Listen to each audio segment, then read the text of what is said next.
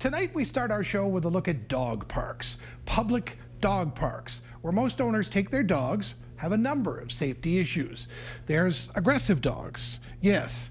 There's disease, transmission, and the parks aren't always that clean, which can also be an issue due to as much to the person in charge as with their dog. And then there's the private dog parks. Oh yes, the private dog parks. Usually huge, safe, treed, fully fenced, private play yards that your dog gets all to themselves. Your dog is absolutely free with no other dogs to attack them to get all the exercise they need. But there might also be other things to watch out for at both parks.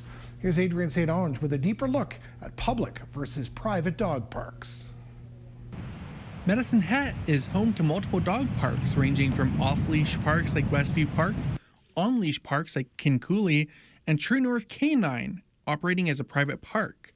All Dogs Great and Small owner and trainer Adam Jones says that having a dog be docile is not the equivalent to proper training. Jones says that recall training is paramount to the safety of owners and pets alike. It's awesome when you have those dogs that have that calm demeanor and don't need a lot of that extra training, but being able to recall your dog is something that is absolutely critical. If something dangerous comes along your path, you need your dog to come back to you. So even though your dog's nice and calm, having the ability to get your dog to recall is super important. Veterinarian Dr. Sarah Latimer agrees with the importance of proper training. Dr. Latimer says that some injuries like sprains and strains are common at dog parks, but that other outside factors could be deadly to our furry friends. Dogs can recover from those quite easily and usually pretty quickly within a week or two. But I have seen dogs, especially dog fights or where one dog attacks another dog, and deer gorings too. We've seen these dogs have life-threatening wounds that some dogs have passed away from or had to be euthanized from. Another alternative that pet owners might be looking at is private parks. Desiree Canahan from True North Canine says that alternative parks isn't just to protect dogs from other animals, but says that common complaints from her clients has been about park maintenance. Our area is, well, better maintained because we don't have like the gopher potholes and that kind of stuff, because that's things that we'll take care of and make sure that your dog is safe.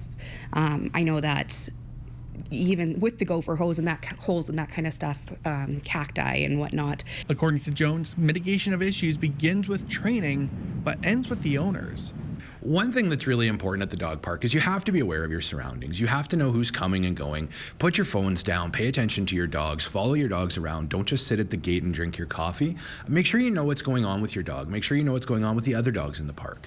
Both Jones and Dr. Latimer gave tips for knowing when your dog might be feeling uneasy. Common signs other than growling and showing their teeth is if your dog stops interacting with other dogs, you notice them getting extremely tense, and their tails are between their legs. At the end of the day, it's about training around more stimulants. We have our facility here indoors, but we don't teach indoors, and the reason is the real world's where it matters the most. I don't care if your dog listens to you in your house. I care if it listens to you when there's a rabbit across the street in a van coming. Adrian St.Onge, Chat News.